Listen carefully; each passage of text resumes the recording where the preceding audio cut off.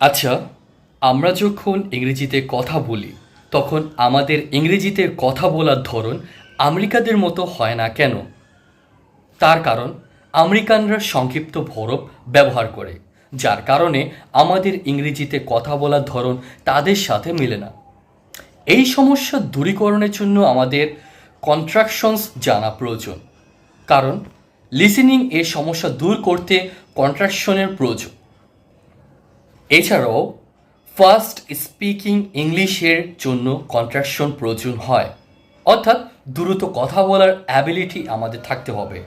তাছাড়াও স্মার্ট ইংলিশের জন্য কন্ট্রাকশনস গুরুত্ব সহকারে জানা প্রয়োজন। আসুন এই পর্বে আমরা কন্ট্রাকশনস এর ব্যবহার বিধি ও উদাহরণগুলো শিখে নিই। শুদ্ধ ইংরেজিতে আমরা সবাই কথা বলতে চাই, তবে এই